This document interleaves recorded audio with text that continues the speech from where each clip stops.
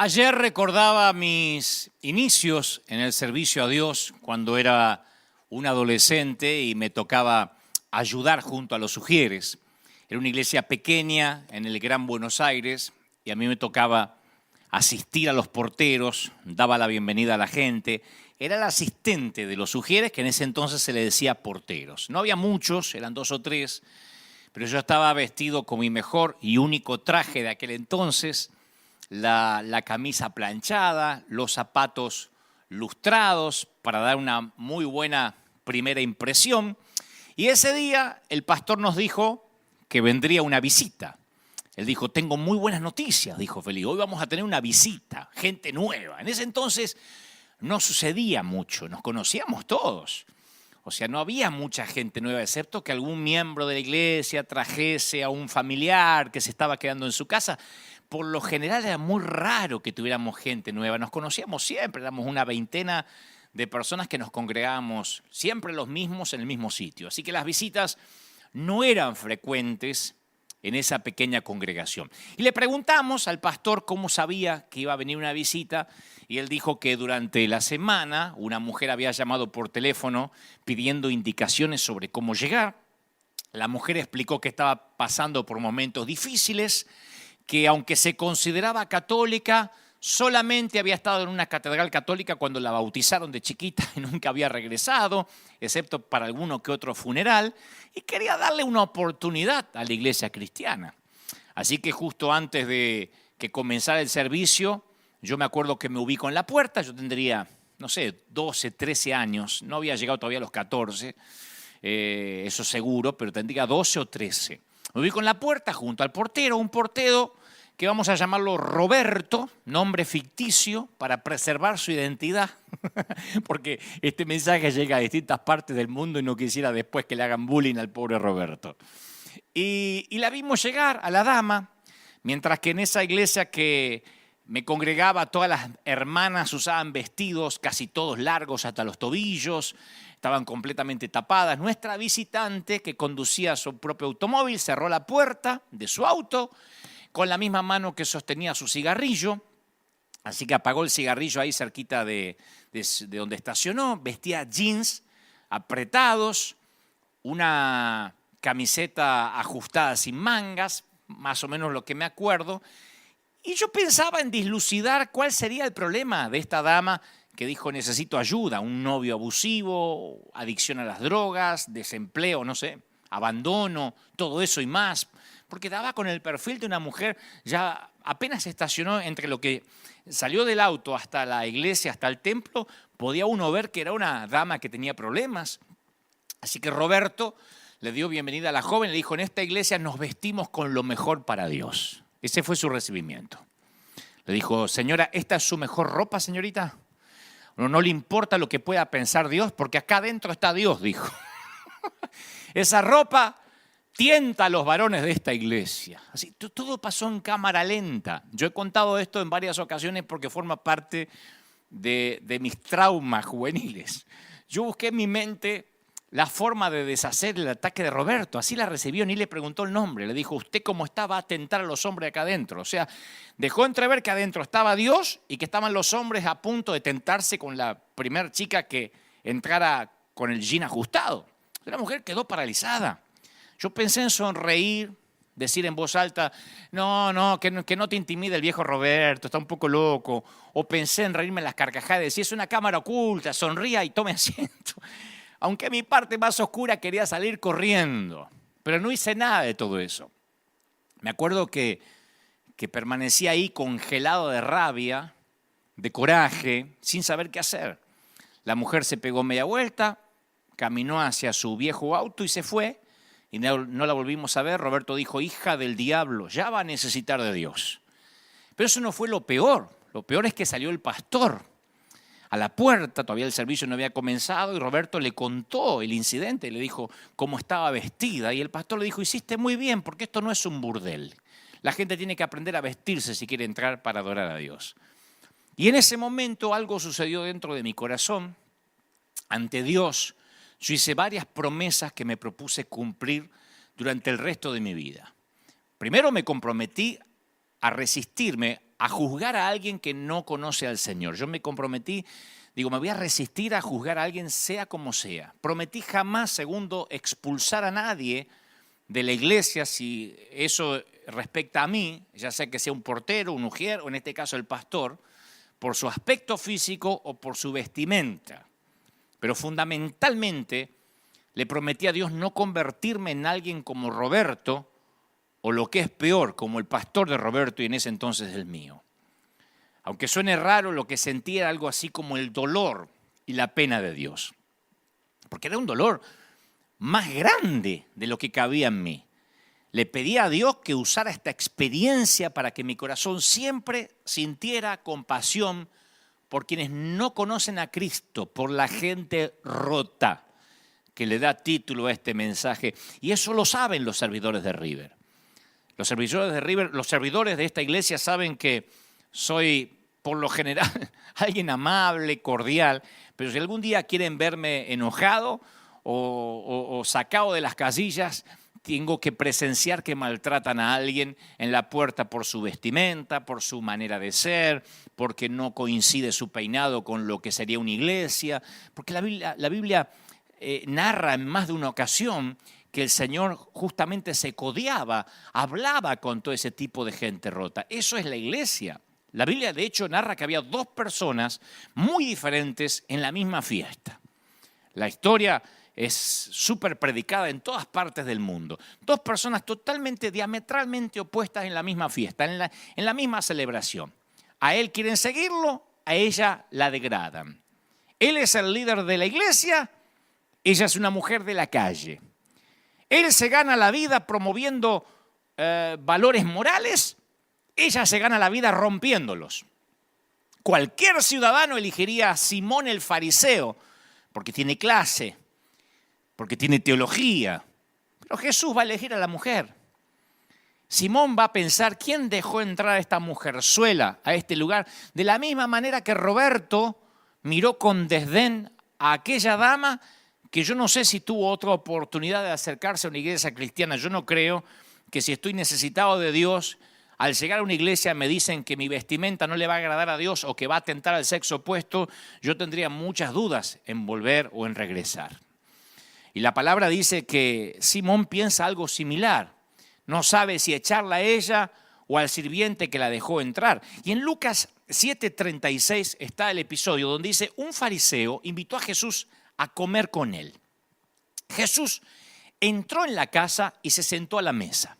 Entonces, una mujer pecadora que vivía en la ciudad, al enterarse que Jesús estaba comiendo en casa del fariseo, se presentó con un frasco de perfume. Y colocándose detrás de él, se puso a llorar a sus pies y comenzó, con las lágrimas obviamente, a bañarlos con sus lágrimas. Lo secaba con sus cabellos, lo cubría de besos y los ungía con perfume. A mí me parece algo extraordinario. Al ver esto, el fariseo, que no le pareció nada extraordinario, sino algo ridículo, el fariseo que lo había invitado pensó, si este hombre fuera profeta, sabría quién es la mujer que lo toca y lo que ella es, o lo que representa, que es una pecadora.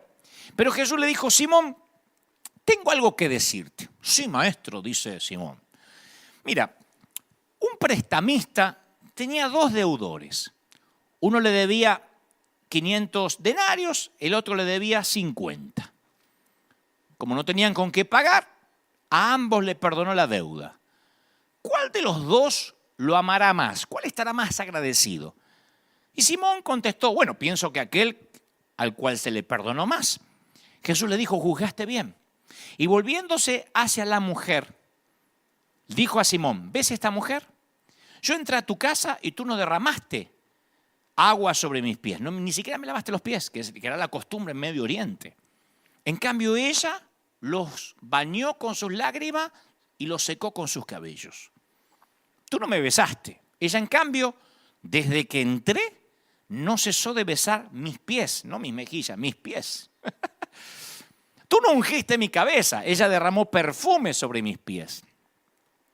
Por eso te digo que sus numerosos pecados le han sido perdonados porque ha demostrado mucho amor.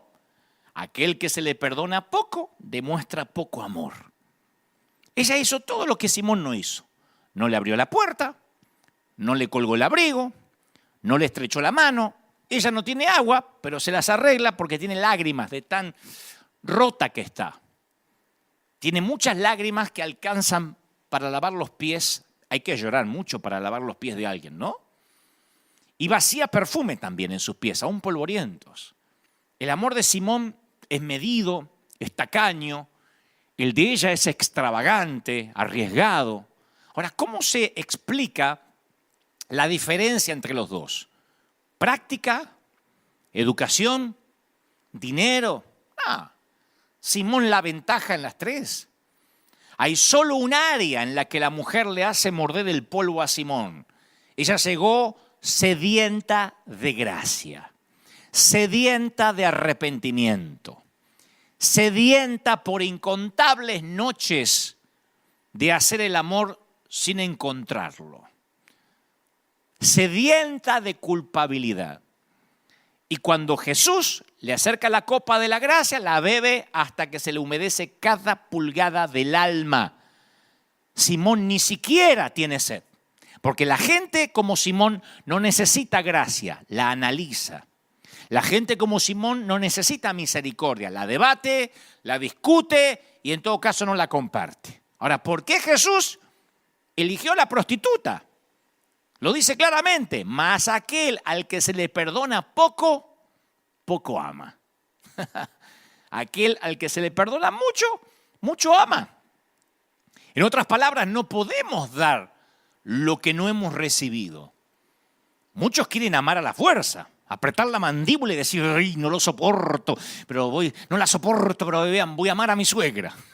No lo soporto, pero voy a besar al vecino. No lo aguanto, pero lo voy a abrazar igual.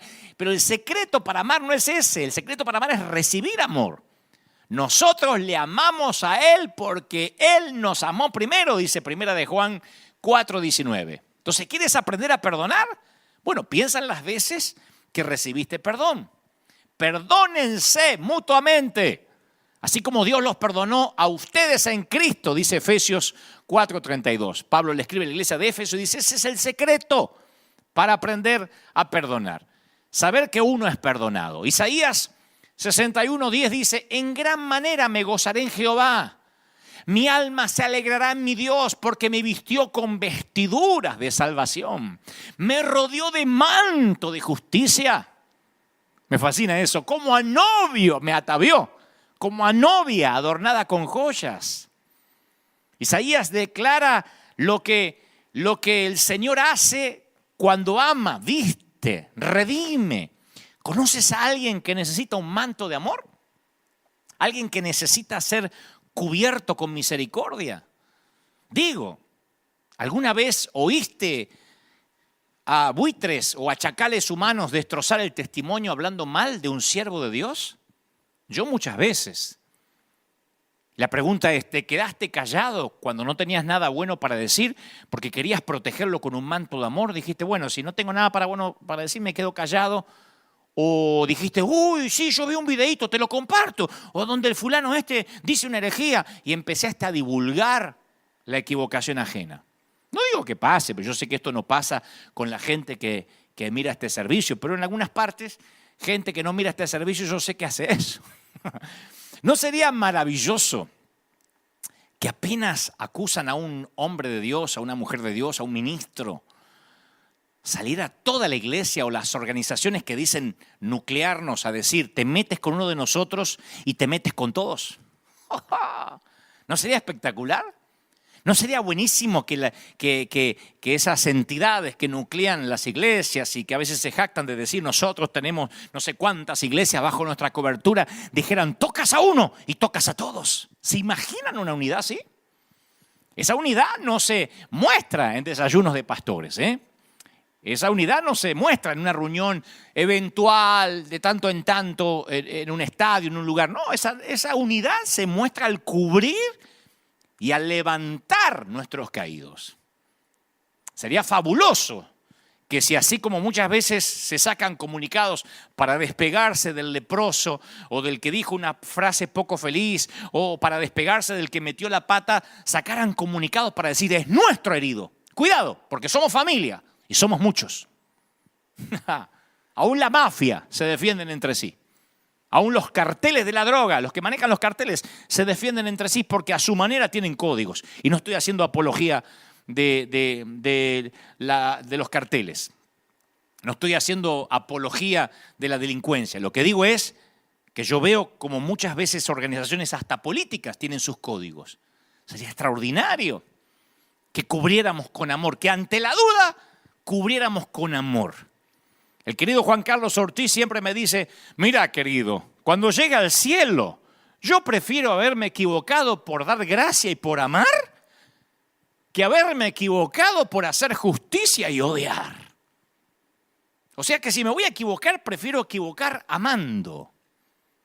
Eso es lo maravilloso cuando uno está consciente que recibió mucho amor y tiene que dar mucho amor. Porque todos somos gente rota, como dice el título de este mensaje. Yo hablé esto en muchas ocasiones, pero sentí fuertemente, mientras preparaba el mensaje durante esta semana, que en este día especial, en este Día del Padre en particular, Dios me volvía a decir, vuelve a hablar acerca de la gracia bien entendida. Génesis 3:21 dice, y Jehová hizo al hombre y a su mujer túnicas de pieles y los vistió. Yo tengo un mensaje llamado El Vestidor de Dios, donde profundizo respecto a esto, que Él fue el primer sastre en la mayor muestra de amor. No los vistió Adán y Eva, Gianni Versace, ni Giorgio Armani, ni Hugo Boss, ni Oscar de la Renta, ni Carolina Herrera. El creador del universo los vistió. Y no es que les tiró la ropa así, sino que como una mamá le dijo, quédate quieto, Adán, a ver cómo te queda. Dios los cubre con un manto de amor, aun cuando ellos meten la pata. En la historia que todos conocemos, es el padre que sabe que va a echar al hijo de la casa, pero dice, abrígate. A mí me fascina eso. Abrígate, te estoy echando, pero abrígate antes de salir a la calle que hace frío. Alguien dijo, amo tanto a ese hombre que cada vez que lo mando a volar le digo, espérame que te acompaño. Vieron que a veces hay personas que aman tanto que lo mandan a pasear al otro y dicen, pero espera que voy contigo a donde te mandé. Bueno, Dios está haciendo algo similar. Los está echando del huerto, pero los abriga, no los deja ir desnudos. No dice, ¿qué me importa? Pecaron que se vayan desnudos. La primera reacción del padre al pródigo es cambiar su ropa.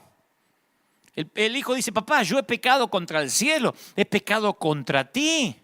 No soy digno de ser llamado tu hijo. Y el padre le dice a su siervo, saquen el mejor vestido. El mejor vestido. No dijo, dale la ropa del último de los empleados. Fíjate si hay algo viejo ahí en el warehouse, en el galpón. No, el mejor vestido. Y vístanlo. Y pónganle un anillo también. Y calzado en sus pies. A mí me fascina eso de tapar, de cubrir, de proteger. Porque es algo que como cristianos tenemos que heredar. Años atrás, en esas mismas iglesias donde yo me crié, que no reniego porque fueron parte de mi niñez, en esa iglesia donde estaba Roberto, que no es su nombre real, pero ahí estaba, y como él había unos cuantos, estaba de moda enseñar a la iglesia respecto a la vestimenta modesta, porque era el signo o el símbolo externo de santidad, cómo te vestías. Si eras varón, cómo te cortabas el cabello, eso era determinante. No importa que algunas mujeres tuvieran una lengua bífida y hablaran de todo el mundo y fueran chismosas, si usaban el vestido largo y tenían un moño y un rodete gigantesco acá y no se teñían ni se depilaban, eran mujeres santas. Entonces, por años se enseñaban lo que podían y lo que no podían usar. Y nos limitamos a la apariencia externa.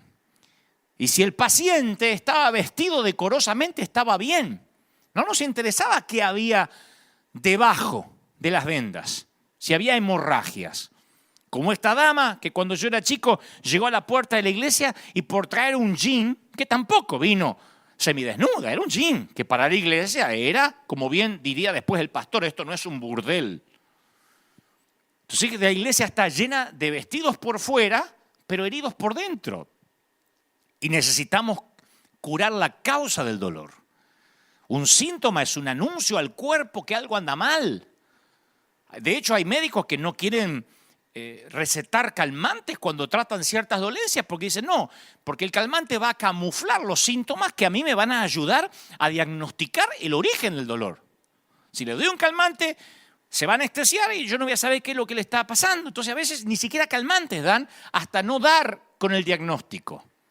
Y la sana doctrina ha sido el calmante ingerido por la iglesia. Ahora, no quiero que me malinterpreten, yo no estoy en contra de la doctrina. Lo que digo es que cuando es solo un puñado de doctrinas, como tantas veces Dios nos ha hablado estos fines de semana, cuando solamente es un puñado de doctrinas, un puñado de reglas, un puñado de códigos de ética, solo calma el dolor, pero esconde la causa de la enfermedad. Y hay una clara diferencia entre doctrina y liberación.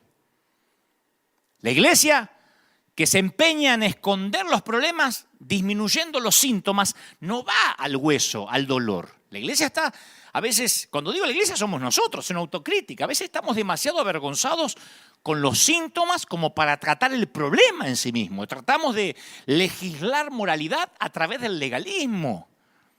Y si bien dice Isaías 64:6, todos nosotros somos suciedad, todas nuestras justicias son también como trapos de inmundicia. O sea que la doctrina, el esfuerzo que hagamos es un trapo sucio. Cualquier intento de agradar a Dios es un trapo mugriento.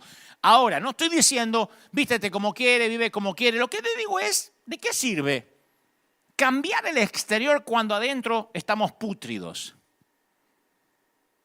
¿De qué sirve cambiarnos la ropa cuando no nos damos un buen baño y nos higienizamos como debemos? O no nos higienizamos como debemos. Lo que pasa es que la mayoría de nosotros, y me incluyo, nos sentimos cómodos con los pecados ajenos.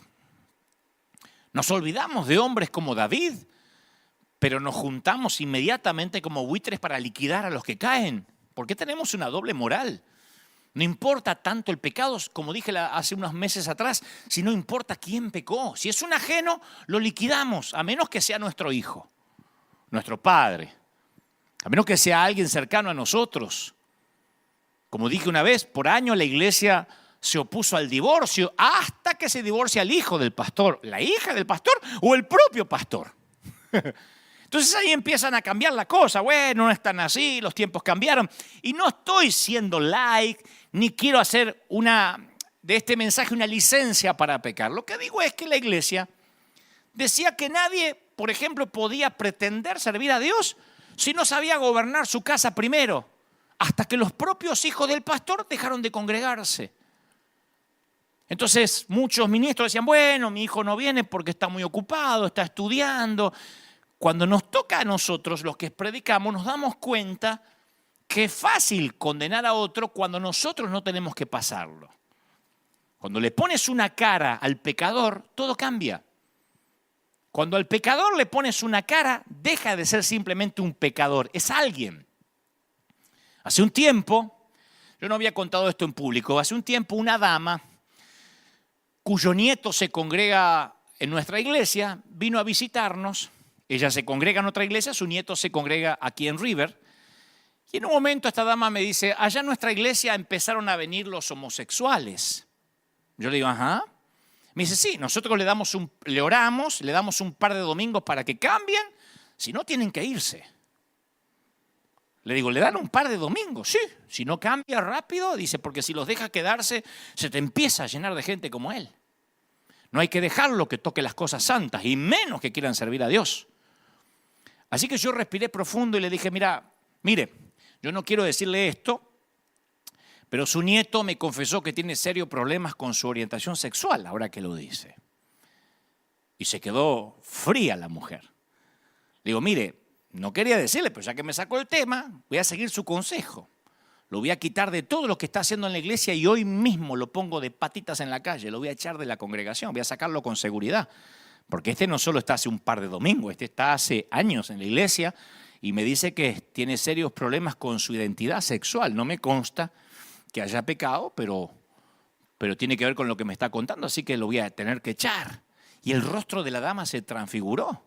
Me dijo, ¿no es cierto? Le digo, sí, lo es. Y me dice, pero no puede usted echarlo como un perro, es mi nieto. ¿Y dónde queda el amor de Dios? Le dije, tranquila, me acabo de inventar la historia. Solo quería que supiera que todo cambia cuando al pecador le pones un rostro. Todo cambia cuando ya no es el pecador, el divorciado, el homosexual, el fornicario, cuando le pones un rostro y es tu hijo. Todo cambia cuando es tu nieto, cuando es alguien que te atañe a ti. El Señor le ponía rostros a los pecadores. Los conocía, hablaba con ellos y por eso se compadecía. A mí me llamó mucho la atención cuando en su momento Cristian Castro, el famoso, el cantante, vino un par de veces aquí a River Arena por curiosidad, porque lo trajo la novia de ese entonces, no lo sé. Pero no me llamó la atención él, porque él fue muy respetuoso, vino, se sentó aquí, un amor como persona, me comunicó por teléfono con su mamá, la famosa actriz Verónica Castro, hablé con su madre. O sea, es un hombre maravilloso, él como persona, en su trato, muy educado, o sea, bien podría haber venido con aires de estrella, pero él no me llamó la atención, sino los comentarios de algunos cristianos luego en las redes. Al día siguiente me decían, le dejaste tocar el lugar santo, porque yo lo invité aquí a pasar un momento. Que no sé dónde sacaron esa idea que hay lugares santos dentro de un auditorio o templo. Esto no es un tabernáculo, esto es un auditorio, es una arena. Y cualquier sitio, cualquier templo no deja de ser un lugar donde entran los pecadores y eso incluye al pastor. Si este fuera un lugar más santo que otros lugares por allá abajo, en primera instancia yo no podría estar parado aquí. Otros escribían, espero que la conversión de este muchacho sea real y que no ande dejando mal testimonio por ahí. Otro decía, fue a la iglesia pero no lo veo cantando alabanzas a Dios. O sea, que la gente, o no voy a decir la gente, nosotros le pedimos a los demás, porque nosotros también somos gente, le pedimos a los demás lo que nosotros no hacemos. El Señor dijo, hipócritas, atan cargas pesadas y difíciles de llevar, las ponen sobre los hombros de los demás, pero ni con un dedo ustedes la quieren mover. Y lo mismo pasa con cualquiera que ha venido a la iglesia o que llega a una congregación. Lo mismo pasó con José Luis Rodríguez el Puma, que le escriben comentarios del tipo, espero que ahora se reconcilie con sus hijas si es tan hijo de Dios, opinando de la santidad ajena, instruido por un programa de chimentos en la tele. Ven el gordo y la flaca y opinan de la santidad de alguien o de la integridad de alguien. A mí siempre me llamó la atención ese tipo de comentarios. Es como que tengas un hijo y yo te diga, qué lindo nene, ¿eh? Espero que no se te muera ahogado. O que me digas, me compré una casa, pastor, espero que no se te incendie nunca con toda tu familia adentro mientras están durmiendo. O sea, es una cosa de loco decir, espero que le dure, espero que esto sea real. Me sorprende ese comentario.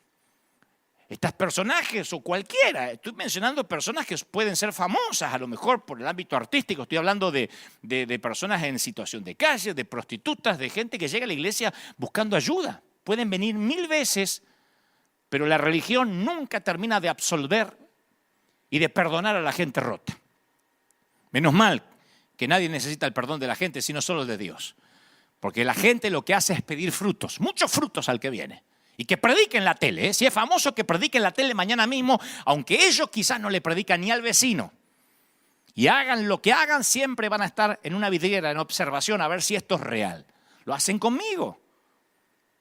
Llevo, por providencia de vida, más de 30 y tantos años en el peregrinar cristiano, sirviendo al Señor. Y sin embargo, publicamos fotos a veces de ayudas o cosas que hacemos y me ponen, sí, pero no vemos que le des a países más necesitados. Yo no veo mucha necesidad ahí. O sea, no le dan a nadie, porque no es que me lo dice una fundación. No es que me lo escribe alguien que está dándole a la gente. No dan a nadie, pero necesitan sentir que agradan a Dios siendo policías de la santidad ajena. A la divorciada o a la madre soltera se las mira con sospecha. Al ex mujeriego se lo mira como mujeriego en pausa. Ya va a mostrar los hilos o la hilacha. Ni hablar si viene de un adulterio. La iglesia siempre se ha caracterizado por dejar afuera a la gente rota. Por eso no me sorprende qué rápido algunos aceptaron tomarle la temperatura, mandar a los infectados de vuelta a casa y decirle a los niños y a los ancianos que se queden en casa. La nueva normalidad no es un invento de la pandemia. Yo la viví como ayudante de Roberto hace 40 años atrás. Ya había una nueva normalidad de dejarlos infectados afuera. La única diferencia, no se le tomaba la temperatura ni le ponían alcohol en gel en las manos. Pero apenas se discernía que estaba infectado, lo mandábamos de vuelta o lo hacíamos sentir incómodo, si es que no quedaba otra que la persona entraba. Se le hacía un hueco, se le hacía sentir incómodo como diciendo no perteneces aquí, no te vistes como nosotros, no hablas como nosotros, no te peinas como nosotros, no saludas como nosotros. Y la gente rota, de pronto llega al hospital y encuentra que el hospital ya no es un hospital, que el hospital es un museo. Por eso pienso que esta pandemia nos va a hacer reflexionar a muchos. Nos hace pensar el propósito, la legitimidad de la iglesia. Hace muchos años, mis padres, muchos años, mucho más chiquito que 14, yo tendría unos 5 años, porque cuando cumplí 7 fue que ellos conocieron al Señor. Así que presumo que en el año 1972 o 73 mis padres tuvieron una discusión. Como yo era chiquito no entendía de qué discutieron, pero sí mi papá guardaba un arma en el cajón de la mesa de luz y yo recuerdo muy nítido hasta hoy cómo fue, la buscó, cargó un par de balas y se dirigió al galpón, el fondo, el donde él tenía su improvisada carpintería. Y llorando decía, me voy a quitar la vida, y mi mamá corría detrás diciendo, no lo hagas. El cáncer de mi mamá había llegado para complicarlo todo, mi padre estaba siempre borracho. Pero ahora, después de muchos años, me doy cuenta que hay ciertos temores que fueron grabados en mi alma cuando yo era chiquito. Que las viejas heridas tienen una memoria muy buena, pero unas destrezas interpretativas abismalmente pobres. Si bien es cierto que el dolor mantiene los recuerdos frescos, también oculta la verdad y evita que entiendas lo que ocurrió en realidad. Los niños a veces parecen ver y escuchar todo, pero con frecuencia interpretan incorrectamente la información. Y yo interpreté incorrectamente lo que pasaba. Era algo sórdido. Realmente mi papá intentó quitarse la vida y no sé qué pasó allí en el galpón, en el fondo, porque mi mamá le quitó el arma y no ocurrió. Pero yo llegué a conclusiones equivocadas. Como muchos que ahora me están viendo en cualquier parte del mundo y que, por ejemplo, dice, es que el matrimonio de mis padres llegó a su fin porque yo tuve algo que ver ahí. Inevitablemente personalizamos lo que ocurrió.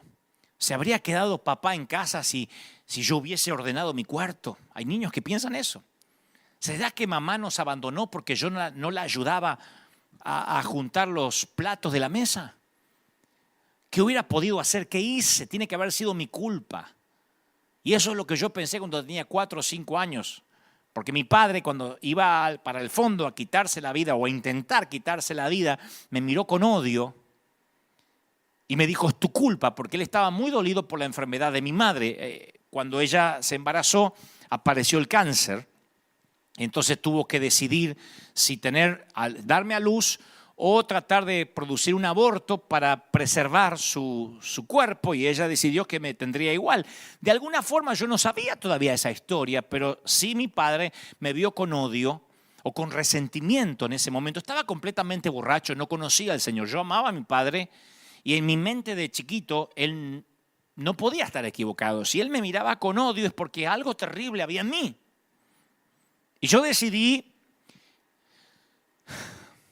que nunca más iba a permitir que alguien se acercara a mí lo suficiente como para ver lo que mi papá había visto en mí. No sé qué vio malo, pero yo dije, nadie se va a acercar mucho a mí. Nadie se dará cuenta que algo está mal conmigo. Esa mortal estrategia también afectó mi relación con Dios. Porque yo decidí ser el perfecto hombre cristiano para que así Dios nunca viera en mí nada que hiciera que dejara de amarme. Yo no hubiese podido soportar una mirada de Dios como la mirada de mi papá en aquel entonces, que insisto, estaba borracho, yo era un chiquitito, interpreté mal, después él se entregó al Señor, todo cambió. Pero esos momentos, esas situaciones marcan. Y esos momentos se transforman en una senda que muchos siguen recorriendo hoy en día. Yo escucho a mucha gente que lucha con una imagen distorsionada de sí mismos, usualmente por sucesos que ocurrieron en el pasado. No, es que mi mamá me dijo que yo era tóxica y ella tenía razón, porque yo daño todo lo que toco. Soy una mujer dañada. Y a quien toco, yo me relaciono de manera enferma con esa persona, de manera obsesiva, y tengo relaciones disfuncionales y todo lo que toco lo arruino. Por eso es que me intento alejar, dicen algunas damas, arrastrando quién sabe qué del pasado. Otras dicen, mi esposo es un abusador, pero bueno, yo me lo merezco, yo me merezco ese tipo de hombre. O mi esposa me maltrata, pero yo me merezco ese tipo de mujeres. Otras mujeres dicen, cuando me miro en el espejo, todo lo que veo es una mujer gorda, llena de estrías, de arrugas, que no merece que la quieran. Me voy a quedar soltera para siempre. ¿A quién le va a gustar compartir la vida conmigo? No puedo tener hijos, dicen otros. Creo que Dios me está castigando por cosas que hice en el pasado. Y el tema siempre es el mismo. ¿Qué hay de malo conmigo? Las viejas heridas realmente tienen buena memoria. Y a mí me rompe el corazón darme cuenta que aunque Cristo murió para darnos libertad, algunos seguidores de Cristo parecen ser cautivos de esa falsedad, de esa mentira. Y van rotos por la vida. Y entonces un día corren a la iglesia pensando en que tal vez encuentren la sanidad en una congregación, en un lugar donde se predica a Cristo, y se encuentran con que le hacen notar que está roto. Y que por estar roto no va a ser amado y no va a ser aceptado y que tendrá que cambiar primero y arreglarse por su cuenta antes de entrar a este museo de santos. Qué diferente es como el Señor veía a los pecadores. Génesis capítulo 3, versículo 8 narra que con el viento de la tarde el hombre y su esposa oyeron que Dios iba y venía por el jardín, así que corrieron a esconderse entre los árboles. Ellos ya habían pecado, habían comido del árbol que no tenían que comer. Nunca habían escuchado la palabra esconderse. Esa palabra no formaba parte de su vocabulario. Y en ese momento se percataron de su desnudez, se sintieron profundamente avergonzados. Y ahí descubrieron una nueva emoción. La vergüenza nunca le había afectado hasta ahora. La diferencia entre la culpa y la vergüenza es clara. Nos sentimos culpables por lo que hacemos, pero nos sentimos avergonzados por lo que somos. Quiero que lo pienses de esta manera. Si hiciste algo malo, bueno, tratas de arreglarlo. ¿Qué sé yo? Pides perdón, tratas de restituir. Pero si en lo profundo de tu alma crees que eres algo malo, como yo pensé durante mucho tiempo que algo mal estaba conmigo, ¿qué vas a hacer con eso? ¿Conoces esa sensación de tener vergüenza de acercarte a Dios? Yo la conocí casi toda la primera parte de mi juventud. Yo pensaba siempre que Dios me miraba con odio, que algo mal había en mí. Y ahora Adán y Eva tienen ese instinto que a mí me parece familiar, porque ellos no corrieron hacia Dios o se tiraron a sus pies y le explicaron lo que había ocurrido. En lugar de eso se escondieron. Y ese es el triste y horrible legado edénico del quebranto. Esa fue precisamente la intención de la serpiente. Romper la relación especial, la camaradería que existía entre Dios y su creación y sus hijos. Una de las cosas que más le he repetido en esta década a nuestra gente aquí en la iglesia es: mientras más grande sea el lío, más rápido vengan a la iglesia. Una vez, hace relativamente poco, fui a una boda y me encontré con un muchacho que se congregaba aquí, que tuvo un serio problema matrimonial, se divorció y un día desapareció. Y ahí estaba en la boda, porque resulta que vino para estar con quien se casaba. Y cuando me vio, se quedó petrificado. Me acerqué y le digo: te pido un favor, no dejes de venir. No importa lo que hayas hecho. Pero yo estoy al timón de un hospital de gente rota. Lo que menos quiero es tener gente sana. No me interesa llenar la iglesia de matrimonios perfectos. Lo que me interesa es predicarle a matrimonios en crisis, o a los que rompieron el matrimonio, a los divorciados, los demás que creen que son sanos. No me interesa. El Señor dijo: yo no vine para los sanos, Vine para los enfermos, por eso a mí no me cuaja esta nueva normalidad de los gobiernos de decirle a la iglesia quién entra y quién no entra a la iglesia. Porque ojalá dijeran que entren los enfermos y que los sanos se queden afuera. A eso yo lo hubiese aceptado, de verdad. Si hubiesen dicho los que están sanos que se queden afuera y los enfermos bajo su responsabilidad que entren todos, eso hubiese querido que ocurra. Aunque después alguno va a poner, y si eres tan valiente, ¿por qué no vas a un hospital? Claro que fuimos a orar por gente enferma con el COVID-19 y no nos pasó nada. Porque mayor es el que está en nosotros, mayor es nuestro llamamiento. Y si tengo que perecer, que perezca, dijo Esther cuando fue a ver al rey. Si se trata de un llamado que es más importante que la vida, lo diré tantas veces hasta que quede claro. Pero trágicamente, la confianza que se rompió en el Edén dificultó muchísimo que corramos a Dios cuando metamos la pata. Cuando metemos la pata y menos que corramos a la iglesia. Cuando sientes que has caído, que has fallado a Dios de alguna manera, ¿cómo uno responde? ¿Cómo respondes? La mayoría de nosotros quiere esconderse. ¿Qué decimos? No voy más a la iglesia con la que me mandé. No, yo no tengo cara para ir a adorar a Dios.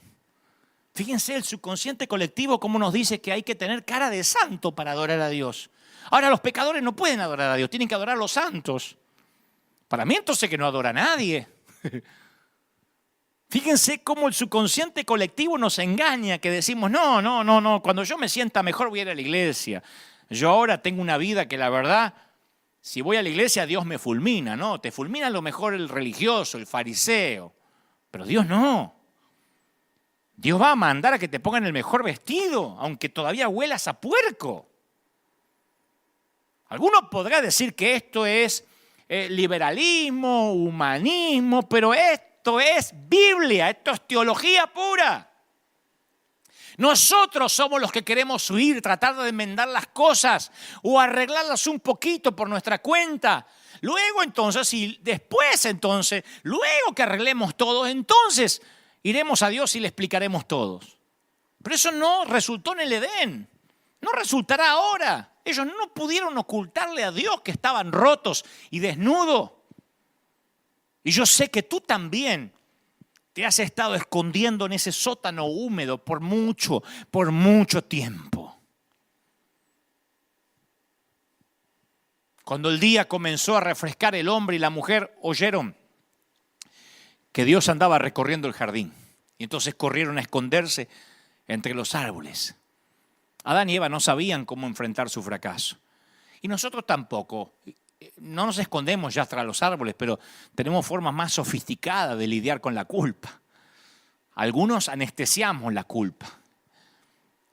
Con una botella de tequila, con una obra de pornografía en internet. Y la culpa desaparece mientras que dura el happy hour, pero después aparece cuando regresamos a casa. Otros niegan la culpa. Pretenden que nunca tropezaron, ingenian un plan para encubrir la mala decisión, una mentira lleva a la otra, ajustan la segunda historia para que se ajuste con la primera historia y piensan cómo puedo seguir manteniendo esta farsa. Tercero, son los que minimizan la culpa. Bueno, no nos equivocamos, nos extraviamos un poco, nos dejamos llevar por un momento, nos desviamos un poquito. Cuarto, enterramos la culpa. La escondemos detrás de un montón de trabajo, de un calendario de actividades y mientras más ocupados estamos, menos tiempo nos queda para pasarlo con las personas que odiamos, o sea, nosotros mismos. Hay que llegar bien cansado a la cama para no mirarnos al espejo. Otros castigan la culpa. Conozco mucha gente que se lastima, se azota a sí misma, no usa látigos, entonces usa reglas. Largas reglas de cosas por hacer, ritos que acatar, penitencias dolorosas, disfrazadas de sana doctrina. Ora más, estudia más, ofrenda más. Estuve 40 días ayunando, creyendo que eso va a agradar a Dios, pero no es el ayuno prolongado lo que agrada a Dios si el corazón no es correcto. Otros evitan mencionar la culpa, no la sacan a colación, no le digas a la familia, mucho menos que se entere el pastor. Mantén todo muy superficial, cruza los dedos para que el monstruo de la laguna de la culpa se mantenga en lo profundo. ¿Cómo estás? ¿Bien? ¿Cómo está? Hay gente que se pone la risa de Joker y así va por la vida. Otros desvían la culpa. Atacan a sus hijos, tienen explosiones de carácter, se desquitan con el cónyuge, le gritan a los empleados o al otro conductor. Otros neutralizan la culpa, deciden que nunca van a cometer un error, nunca más. Crean la foto de la familia perfecta y son cristianos perfectos, sacan muchas selfies y viven para las redes. Se mantienen al control porque todos los días suben fotos amorosos en las redes, parecen los Ingalls. Y compensan su error no tolerando los deslices ni las metidas de pata ajenas. Son los que dicen, yo cuido el testimonio. O sea, ellos creen que el testimonio es lo que se ve, no lo que son. Capaz que son parejas que se llevan como perro y gato, pero se sacan una foto para dar un testimonio que no existe, que es un falso testimonio. Como verán, los arbustos varían, pero siempre están allí los árboles donde la gente se esconde para que la iglesia no se entere que están rotos. Miren qué locura. Es como entrar a un hospital y decir que no se enteren que estoy enfermo, que no se enteren que estoy enfermo. ¿Y para qué vas al hospital? Adán y Eva se escondieron detrás de las hojas de higuera, de arbustos, de mentiras. Y no ha cambiado mucho. Nunca, escucha esto, nunca has sido ni más ni menos salvo que el momento que fuiste salvo por primera vez. Aunque esto cause urticaria en la teología de alguien. Puedes creerlo o no. Sé lo que te digo por experiencia con el Señor. Ninguna mala acción descuenta tu salvación. Ninguna buena acción la enriquece. Tu salvación no tiene que ver contigo, sino con la cruz. No te ahogues en la cloaca de tu propia condenación. Amamos nuestros escondites para que no sepan cómo somos. Algunos se esconden en la comida, porque es lo único que pueden tener algún tipo de control. Otros se esconden en las cosas. Un par de zapatos más, un bolso más, un vestido de diseño más. Y me voy a sentir mejor. Pero nunca nos sentimos satisfechos. Siempre vamos a necesitar una cosa más. Otros se esconden en las relaciones. Tal vez eres de esas personas que pasan de una relación a otra y siempre encuentras defectos en la otra persona. Dicen, no puedo encontrar al hombre o la mujer ideal. Porque no te hacen sentir de la manera que quieres sentirte. Como no te hacen sentir como quisieras sentirte, el problema está contigo, donde quiera que vaya, no en el otro. Otros se esconden en el ministerio y en el servir a Dios. Ese fue el escondite que yo escogí por años. Porque después de la mirada de mi papá y después de estar en una iglesia donde había personas como Roberto, que decían, hija del diablo, mientras que la mujer se fue porque tenía jeans, y donde su pastor la felicitó porque le dijo, bien que no la dejaste entrar porque esto no es un burdel. Cuando te crías en una iglesia así, cuando creces, te escondes tras el arbusto de servir a Dios. Y por años, aun cuando yo inicié, aun cuando empecé a predicar por providencia divina en estadios, yo estaba ahí para todo el mundo, pero nadie podía ver mi yo real. Yo no era como ahora, yo no predicaba lo que ahora. Si algunos dicen cambiaste, sí, yo no era auténtico. Yo sentía que si te ayudaba, si oraba por ti y compartía el amor de Dios contigo, entonces me iba a sentir bien. Y nunca te iba a permitir que te acerques demasiado en caso de que pudieras ver lo que en realidad mi padre había visto cuando yo tenía 5 años o 4 años. Hay un montón de gente que se esconde tras el ministerio y reemplaza el amar a Dios por el servir a Dios. Tal vez hayas escogido un lugar diferente, un sótano diferente. Quizás tus escondites son tan oscuros y tenebrosos que ni siquiera puedes identificarlos, pero sientes a través del Espíritu Santo que te estás escondiendo ahora mismo.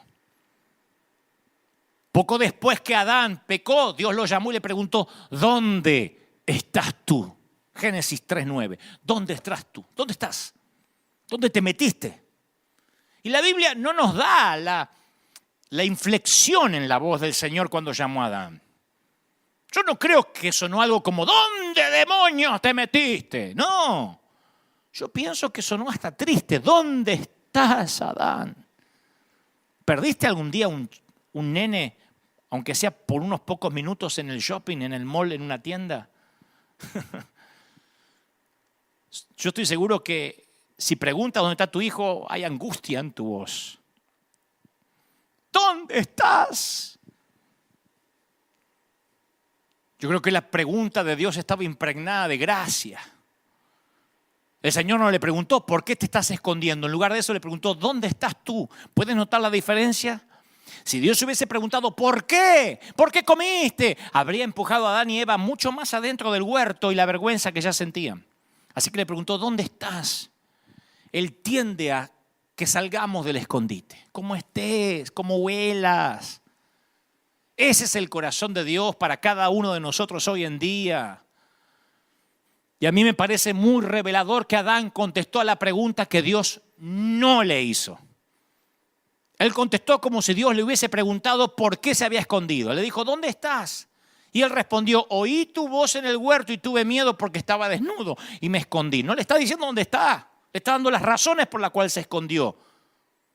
La vergüenza y el quebranto puede tener una voz más convincente que la de Dios mismo. Yo sé que esto es cierto en mi propia vida, muchas veces, con mucha frecuencia, Dios me pregunta, ¿dónde, Dante? ¿Dónde? Y yo le respondo, ¿por qué? Tenemos que entrenar nuestros corazones para que escuchen el amor de Dios por encima de la vergüenza.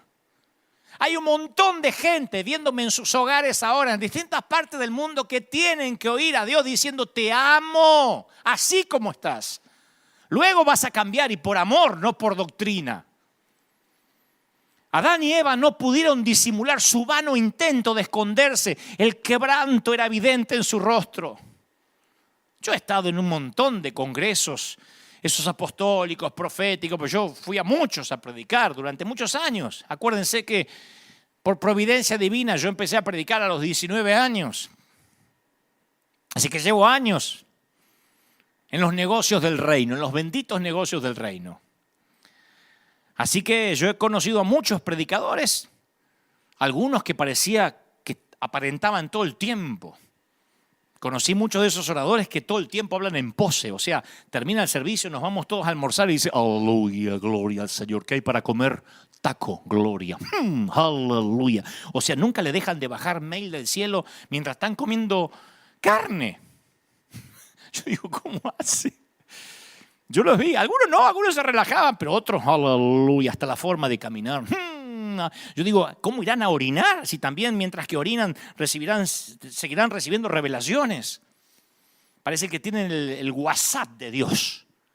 Pero muchos de ellos, al conocerlos más, al hacerme algunos amigos de ellos, me di cuenta que eran niños inseguros. Niños inseguros en cuerpos de adulto escondidos tras un traje caro de diseño de apóstol. Niños inseguros escondidos tras un traje. Preocupados, no todos, algunos de esos inseguros, preocupados si se los mencionaba o no, preocupados en mostrar que son tan públicos que necesitan seguridad privada porque alguien los quiere secuestrar, qué sé yo. Pero esas simples hojas de higuera no ocultan el dolor. Y menos sirven para ocultar el quebranto. Cuando nuestro Padre amoroso vio el patético intento de Adán y Eva por cubrirse, Él dijo, eso no va a ser suficiente. La Biblia dice que Jehová hizo al hombre y a su mujer túnicas de pieles y los vistió. Los vistió, no mandó que un ángel los vista. No dijo, a estos tipos no los quiero ni ver. Agarrá que un ángel les tire un poquito de ropa y que se manden a mudar. Él los vistió. De hecho, si serían cubiertos, algo tenía que morir para que ellos sean cubiertos, porque los vistió con pieles. ¿De dónde salen esas pieles? ¿De animales? Miren qué metáfora más hermosa de Cristo, quien vertería su sangre para cubrirnos a todos. ¿Dónde sacó las pieles? No las sacó de un closet. Algunos animalitos tuvieron que morir para que ellos se vistieran con pieles que no eran sintéticas, Ya no tienes que esconderte. Eres amado tal cual eres. Qué lindo decirle a la gente, no necesitan ponerse una máscara. Si Dios te ve tal cual eres, no tienes que pretender estar bien siempre. Si te atreves a probarte este atuendo que Dios ha hecho para ti, te darás cuenta que está bien, que a veces estés mal. Yo tengo un mensaje que se llama "Está bien que no estés bien". Y aunque parece un juego de palabras, lo tenemos que aprender. Mi padre no tenía razón. Yo no ocasioné el cáncer de mi mamá. Yo era un bebé, yo no podía decidir nacer o no nacer. Pero aún así necesité que Dios me cubriera y me hiciera olvidar la vergüenza y me quitara la culpa. Y obviamente hiciera que pudiera amar a mi padre. Los últimos versículos de Génesis 3 siempre tuvieron un impacto profundo en mi vida. Yo solía leerlos como una especie de juicio, pero ahora que empiezo a ver la Biblia con ojos nuevos, veo que es un versículo o un episodio lleno de gracia. Porque Génesis 3:22 dice que Jehová dijo: he aquí el hombre es como uno de nosotros, ahora sabe el bien y sabe el mal. Pues que ahora no vaya a alargar la mano y tome también del árbol de la vida y coma, porque va a vivir para siempre. Y lo sacó del huerto del Edén para que labrase la tierra en la que fue tomado. Dios dice, este ya sabe el bien y el mal. Si come del árbol de la inmortalidad, no se muere más. Entonces echó al hombre y lo puso al oriente del huerto del Edén y puso querubines y una espada encendida para guardar el camino del árbol de la vida. Puso a un ángel, ese era un Jedi, con una espada para que no se acercaran más. Tú dices, ¿y a dónde está la gracia en ese pasaje? ¿Dónde hay amor ahí? ¿Cómo estos querubines, centinelas y una espada de fuego puede pretender mostrar gracia? Sí, la respuesta está que Dios dice, para que no alargue la mano y tome del árbol de la vida y coma y viva para siempre. ¿Te puedes imaginar qué habría pasado si Dios les hubiese permitido a Adán y Eva quedarse caídos en el jardín y comer del árbol de la vida? Habrían vivido para siempre rotos, eternamente miserables. Hubiesen vivido para siempre arruinados por la culpa, para siempre temerosos, para siempre vacíos, muy vacíos. Su vida eterna se hubiese convertido en un infierno eterno. Dios los amó tanto que no quería que vivieran eternamente llenos de pena, de vergüenza, de amargura, de remordimiento, porque a medida que pasaran los siglos y los milenios, se hubiesen seguido escondiendo de Dios. ¿Alguien sabe lo que estoy diciendo? ¿Alguien sabe a lo que estoy concluyendo? ¿Que la muerte física puede ser un regalo de gracia? Sí. Por eso no hay que tener miedo ni a la pandemia, ni a la enfermedad, porque hasta la muerte es un regalo de gracia. Si no mueres, ¿cómo vas a nacer otra vez? La gracia también es eso. A Dios le gusta todo tipo de gracia. Él no se conforma con una talla única de gracia. ¿Recuerda cuando Pedro dijo la multiforme gracia de Dios en 1 de Pedro 4:10? Otros traducen la frase, la gracia de Dios en todas sus maneras. El apóstol Juan dijo que Jesús vino a nosotros del Padre lleno de gracia y de verdad. Él no quiso decir que a veces Jesús tenía mucha gracia y poca verdad, y en otras ocasiones tenía toneladas de verdad y poca gracia. No, gracia y verdad equitativamente, por igual. ¡Aleluya! Alguien tiene que decir amén. Una vez escuché la frase que en el servicio del amor solo los soldados heridos pueden servir, la gente rota puede servir. ¡Qué declaración poderosa! Pregunto, ¿qué tal si nuestras heridas más profundas son justo lo que Dios necesita para que su gracia fluya a los demás? ¿Qué tal si Roberto, el que empezó el mensaje tarde no sabe qué Roberto estoy hablando, pero qué tal si Roberto, nombre ficticio por supuesto para preservarle la identidad si aún vive, hubiese sido consciente de lo roto que él estaba? hubiese tenido gracia hacia la mujer rota que llegó. Pero él se consideraba perfecto, él guardaba la sana doctrina porque se cortaba el pelo a lo militar y usaba una corbata bataraza así gigantesca con una gallina peleando con un cóndor así grandote y decía aleluya, gloria a Dios, y un pañuelo de 4 puntas que se le asomaba y el pastor estaba orgulloso de él, así que él no tenía por qué tolerar gente rota. ¿Qué tal si en lugar de tratar de arreglarnos a nosotros mismos, nos presentamos rotos e imperfectos como somos para ser usados como Él quiera? ¿Ah? ¿Qué tal si el quebranto que le pedimos a Dios que repare, capaz que es un regalo de Dios? ¿Qué tal si esas heridas que le imploramos a Dios que sane, las cargas que le suplicamos que renueva, son justo lo que nos capacitan para servirle y para tener empatía? ¿No será que Dios quiere prestarle más atención a la mujer que derrama perfume que al mismo Simón? Yo sé que hay gente que dice, es que estoy demasiado roto para servir. ¿Cómo quiere que sirva? Hay una antigua fábula china que cuenta que una mujer tenía solo un hijo, un niñito. Y cuando su hijo murió a temprana edad, le agarró una tristeza profunda. Una tristeza se apoderó de ella que amenazaba con destruirla. Entonces un día visitó a un hombre sabio en busca de ayuda. Y el hombre dijo, sí, yo puedo ayudarte, mujer. Tengo una poción mágica que tiene el poder de aliviar tu tristeza. ¿Una poción mágica? Sí, te va a hacer olvidar la tristeza por la muerte de tu pequeño. Pero para hacer esa poción tienes que ir casa por casa en la aldea y conseguir un grano de arroz de una familia que nunca haya sentido el aguijón de la tristeza profunda. Si la familia a la que vas a visitar alguna vez las tragedias los golpeó, las tristezas llegó a sus hogares, no sirve el arroz que consigas. Tiene que ser un grano de arroz de una familia que nunca haya sufrido. Y esa comenzó desesperadamente a visitar una familia tras otra y descubrió que a aquella familia no se le había muerto un chiquito, pero sí el padre.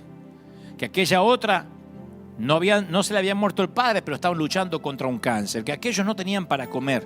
En toda la aldea no encontró ni una sola familia que evitó la tristeza. Así que no pudo obtener su grano de arroz mágico. Pero a medida que sus vecinos le hablaban de corazón sobre sus angustias, sobre sus tragedias, sobre sus pérdidas, ella escuchaba. Y de algún modo ella empezó a ayudarles, a ministrarles. Y a medida que ayudaba y ministraba a otros a lidiar con la tristeza, su estado de ánimo comenzó a elevarse. Para cuando había recorrido toda la aldea, había dejado de tener lástima de sí misma, porque se había dado cuenta que todos estaban rotos en algún punto. ¿No será que eso nos falta a la iglesia? ¿No será que los templos se cerraron por un tiempo para aquellos que somos iglesia nos demos cuenta ahora que todo el mundo está roto? Que muchas veces dejamos afuera a quien no debimos haber dejado afuera. Cuando le pones rostro al pecador, ya no es un pecador, es tu hijo, es tu padre. Me acuerdo que una vez vino a pedirme consejería a alguien que había metido la pata feo, ya por segunda o tercera vez, si no me equivoco. Y no me podía mirar a los ojos. Y no podía ni hablar, se ahogaba en llanto. Y le dije, mira, no tenés que contarme nada de tu vida, pero si me dejás te voy a contar un poco de la mía. Y le conté algunos momentos oscuros míos. Y le dije, ¿sabés qué descubrí? Que Dios vive muy cerca del suelo, pegadito a aquellos que estamos rotos. Y alzó la vista y me miró a la cara. No es coincidencia que Dios haya puesto nuestros conductos lacrimales en nuestros ojos, ¿eh? El dolor tiene que ser visto a veces. Y oré por él antes de que se vaya. El servir en medio de nuestro quebranto es un hermoso regalo de gracia. No todo el mundo lo entiende, pero cuando te encuentras roto en las manos del Maestro, nunca, jamás volverás a vivir la ilusión de que estás en tu propia fuerza o entero. Y en el servicio del amor, solo los soldados heridos podemos servir. Es fascinante cuando vas con miedo a hablar con tu líder y tu líder te dice, pará, mírame. yo también pasé por lo mismo o estoy pasando por lo mismo. Hace poco yo le comenté a un hombre de Dios alguna situación personal y cuando empecé a hablar pensé que él iba a querer chismear un poco más. ¿Y cómo? ¿Y esto? Contame. Me dijo, ey, pará. A mí me pasa igual. Le digo, ¿en serio? Sí. Así que nos abrazamos. Es maravilloso encontrar otro soldado que te cuenta que a lo mejor está pasando un momento triste y lejos de dejar de respetarlo, de mirarlo sin autoridad, dije, wow, si antes te admiraba, ahora te admiro más. Por eso dije en un momento hoy, ¿no sería maravilloso? Lo voy a decir otra vez, que las organizaciones que nos nuclean, que las denominaciones que dicen representarnos, apenas la prensa como buitres se abalanzan contra un pastor, salten y digan, ojo que es nuestro herido, independientemente si metió la pata o no. Ojo que es nuestro, se meten con uno, se meten con todos. Acá la iglesia sabe que yo soy así. Se meten con uno, se meten conmigo. No, pero no sabés lo que hizo y es de River. Te metes con él, no toques a mis hijos. Te metes con uno y te metes con todos. Y te metes conmigo. Y te metes con el Dios al que sirvo. En cambio, los que se sienten enteros están siempre del otro lado de la doctrina. Los que somos llamados a servir, llevamos nuestras heridas bien. Las cicatrices tienen una belleza especial. El llamado nunca oculta las cicatrices. Los que miran siempre finito saben que yo tengo los dedos torcidos. Porque se me torcieron por alguna razón. Y yo siempre oculté durante muchos años la mano porque me avergonzaba. En las conferencias de prensa metía esta mano debajo. Pero me di cuenta que las cicatrices son las historias de tu vida. Tengo otra cicatriz inmensa aquí de cuando era chiquito y le fui a sacar la comida a un tremendo perro, un Doberman negro. Ese día aprendí que a los Doberman hay que dejarlos comer solos, principalmente si tienes 5 años. Quien no tiene heridas no ha peleado ninguna batalla. Yo suelo hasta desconfiar de la gente que no muestra heridas o que no tiene heridas. Porque las heridas de la vida son una placa de honor. Las heridas muestran que no te retiraste, que fuiste la resistencia, que no te rendiste. Muchas veces yo me enfrento a la encrucijada en la cual tengo que decidir si permanecer o retirarme de al lado de hombres de Dios que a veces fallan, que tienen fallas morales, que meten la pata, que dicen cosas poco felices, que se equivocan y van ahí los buitres y le editan un videíto en YouTube y ya le ponen apóstata, hijo del diablo. Muchas veces yo tuve que debatirme si alejarme o acercarme. La mayoría no quiere ni siquiera sacarse una foto con ellos. Porque la gente empieza a criticarte con quien te saca fotografía, ¿no? Menos mal que no había Instagram, ni había selfies en los tiempos de Jesús, sino lo hubiesen crucificado mucho antes, no hubiese permanecido 3 años de ministerio. A los 2 meses que se hubiese hecho viral una foto con la samaritana, lo hubiesen liquidado. Pero Dios me dijo, más de una vez, el líder permanece donde otros se retiran. Así que yo decidí ser amigo de los infectados. No es que ando buscando infectados para ser amigos. Si yo era amigo de antes y mete la pata, ahí estoy, lo saben. Lo saben, no me dejan mentir mis amigos. Aun cuando los fariseos dicen, ¡ja! Dime con quién andas y te diré quién eres. Lo dicen como si fuera una frase bíblica. Los que no conocen a Jesús. Hace poco un ministro profundamente herido me dijo, gracias por hablarme y amarme a pesar de mi fracaso público. Y luego agregó, ¿vos sabés que la mayoría se aleja del fuego y vos corres hacia el fuego? Me dice, ¿te gusta hacer lío, Dante? Le digo, no, me gusta ser amigo de mis amigos. Y como dijo alguna vez Max Lucado, algún día puede que yo también necesite gracia. Y me aseguraré de sembrar gracia. Porque si yo ando por ahí sembrando justicia, no querré cosechar justicia. Yo no quiero justicia para mí. No reclames justicia. Tú no sabes lo que quieres cuando reclamas justicia. Pide gracia, pide misericordia. La inteligencia por sí sola, sin que esté implicado el corazón, puede ser peligrosa. El razonamiento, la doctrina sola corre el riesgo de convertirse en gente sin corazón, los que defienden solo doctrina, en corazones de piedra. Sin el corazón no somos capaces de amar como Jesús. O sea que sin el corazón no entendemos la gracia. Sin el corazón amar se convierte en una obligación. Amar desde el punto de vista de la razón, es frustrante. El amor se convierte en una lista de tareas pendientes. Así que para amar tenemos que pensar y también sentir. Tenemos que escuchar la razón y también las emociones. Tenemos que dejar que la cabeza y el corazón trabajen juntos. No hay dicotomía. Es la única forma de incorporar ese amor perfecto a nuestras vidas imperfectas. El amor nos cambia la mente.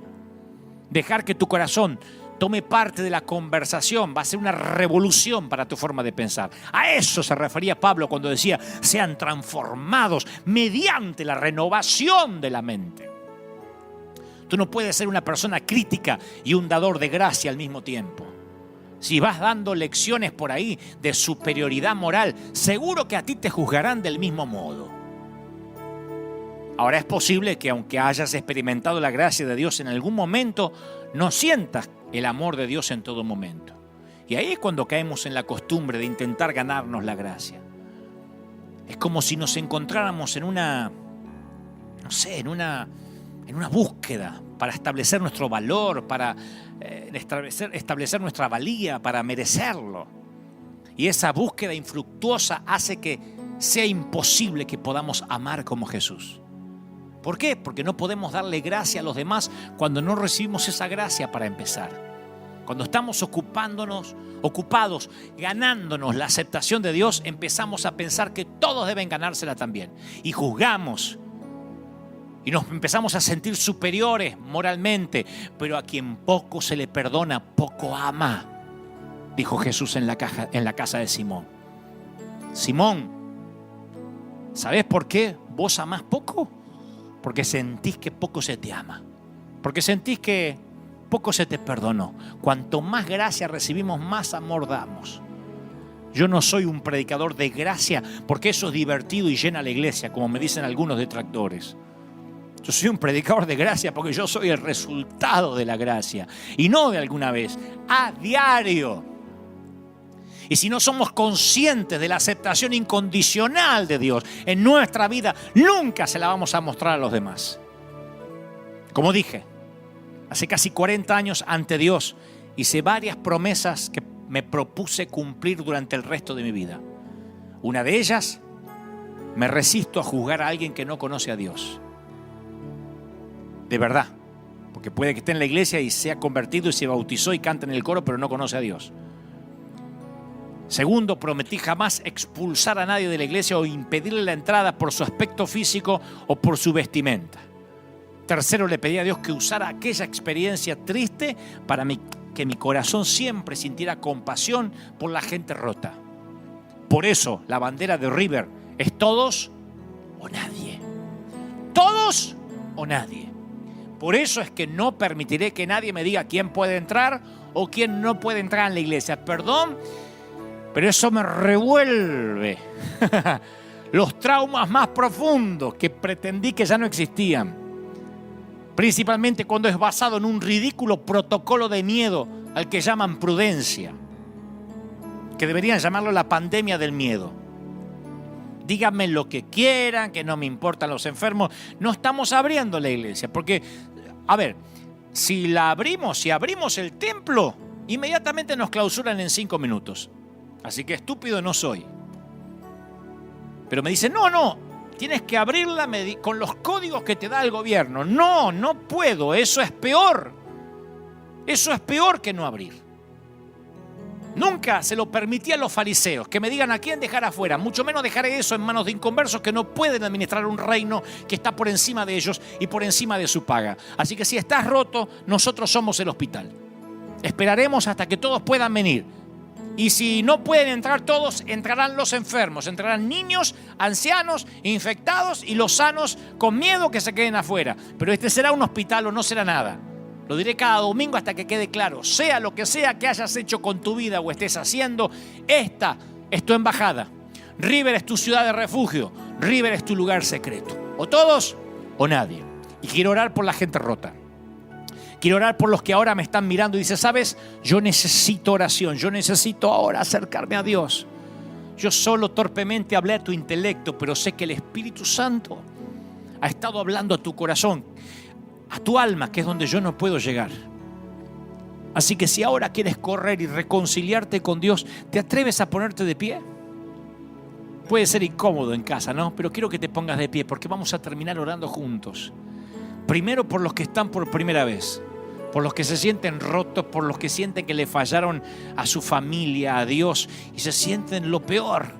El Señor me dice que te diga que te ama, me dice que te dé un abrazo, un beso, que Él no perdió el interés en ti, que Él no te deja, que Él no te suelta la mano, que se empecinó con tu vida.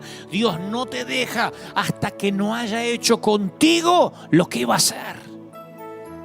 Escúchame, mamá, escúchame, hija, te ama el Señor, ¿me oíste? Te ama el Señor. Yo te lo dije un montón de veces, te lo vuelvo a decir, tú no sabes cómo te ama el Señor. No estés continuamente diciendo que estás rota o que estás dañada. Te ama el Señor. Escúchame, papá, te ama el Señor. Yo sé que fuiste un desastre como papá terrenal, padre ausente. Hiciste un despadre con tu vida, bien valga ahora la palabra. Pero el Señor me dice que te ama, que cuando te ve llegar del chiquero, de la porqueriza, Él sale corriendo a recibirte y mientras que va corriendo a abrazarte, está gritando: ¡Ey, vístanlo! ¡Traigan el mejor vestido! El que se había perdido ha vuelto. ¡Fiesta! Creo que a la iglesia nos faltó eso, hacer fiesta. Por cada mujer con jean apretado, por cada loco con el pelo verde, por cada borracho, por cada gente en situación de calle, por cada prostituta y por cada divorciado que ha querido entrar a nuestras congregaciones. Nos faltó hacer fiesta, ponerle rostro al pecador y darnos cuenta que son hijos, nietos. Mis queridos consiervos, no esperen fracasar en sus propios matrimonios o que sus propios hijos fracasen o que sus nietos fracasen para entender, era gente la que hablaba. No era solo el pecado, era gente, almas. Corre al Señor. Di conmigo: Señor Jesús, te recibo como mi suficiente Salvador. Entra en mi vida.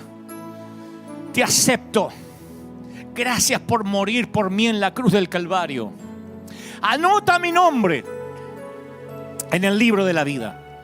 Gracias, Señor, por amarme roto como estoy y por derramar tu sangre cuando yo no lo merecía. Amén y amén. Vamos a ponernos de pie todos, vamos, en casa, nuestra iglesia, la gente que nos está mirando en casa, vamos a orar. Yo le estoy pidiendo al ejército de Dios. Cuando yo digo ejército de Dios, algunos se habrán pensado, esto debe tener un grupo de oficiales, de gente perfecta. No, eran menesterosos. Algunos lo siguen siendo, afligidos, endeudados. Son los que conmigo en la cueva de Adulán se hicieron guerreros fuertes. Y no porque no tengan heridas, y no porque la vida no los haya vapuleado, golpeado, sino porque se han levantado. Porque cuando meten la pata, el primer lugar que corren es aquí. Porque dicen, River es un hospital del alma, porque dicen la iglesia es un sitio para gente rota, porque cuando se equivocan lo confiesas inmediatamente y dices: Señor, grandes son tus misericordias cada mañana. Yo estoy orando ahora por los que están rotos, oro por la gente que está en distintas partes del mundo.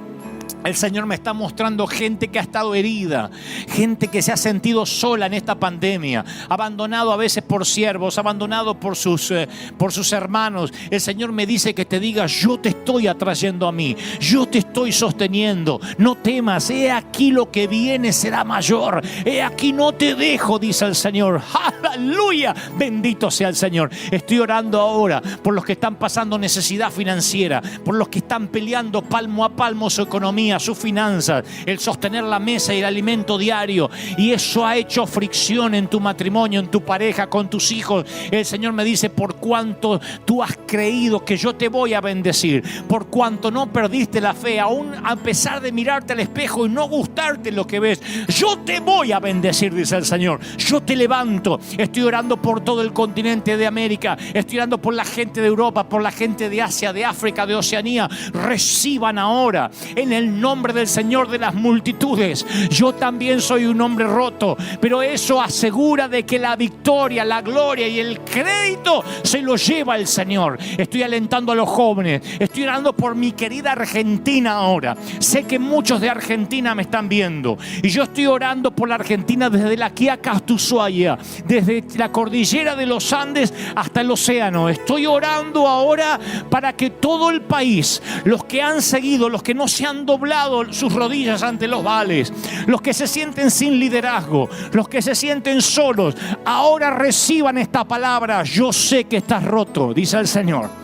Yo sé que estás en crisis, pero yo te amo, yo te sostengo, yo no perdí el interés en ti. Los que tienen llamado, los pastores que están sufriendo, los que no pueden pagar sus gastos, los que no pueden sostener los costos y están diciendo: Señor, estoy dudando de mi llamado. El Señor me dice que te diga: sostente ahí, mantente en tu sitio. He aquí la provisión viene en camino. Desde que dispusiste a entender, desde que te dispusiste a comprender, ya fueron soltados los ángeles con la bendición. Ya fue liberada la bendición. Tienes que creerlo en el nombre del Señor. Oro por Argentina, oro por sus gobernantes, oro por todos los países de América Latina, desde México hasta Tierra del Fuego. Oro por los Estados Unidos de América, por este país donde Dios nos plantó en esta temporada. Oro por cada sitio donde haya creyentes, cristianos con heridas, pero que se pelean palmo a palmo para que el Señor los ame. Y el Señor me dice: no tienes que pelear por eso. Yo te amo, dice el Señor, como eres, aún con tus errores, con tus yerros, con tus virtudes, con tus equívocos. Yo te amo, dice el Señor. Yo te sostengo. No tienes que pelear por eso. Solo resiste, solo mantente donde Dios te puso. El mayor tiempo de mover, la mayor cosecha viene durante este año, y será una cosecha legítima, donde Dios separará el trigo de la cizaña, donde Dios separará lo legítimo de lo que es falso, donde permanecerá aquello que fue plantado realmente en tierra fértil. Lo declaro, proclamo que los cielos se abren. Hay una unción aquí fuerte, puede sentirse como si esto estuviese repleto, y sé que en tu hogar la gloria se siente así. Yo lo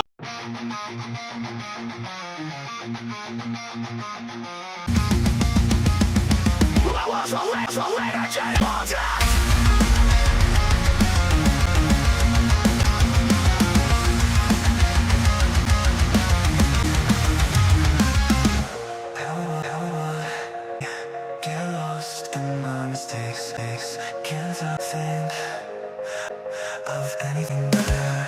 There'd be a way to stop reliving thing that can't be changed. Forget what's once and reset. Memories can be the only part of me that be changed. Just let me be free. Just let me be free. Joy flies fly by. Don't name once. Now could I've known any better? There has to way to stop living. Thing that can't be changed. How do I forget my worst moments and reset? These memories can't be the only part of me. So let me be free. Just let me be free. Just let me be free.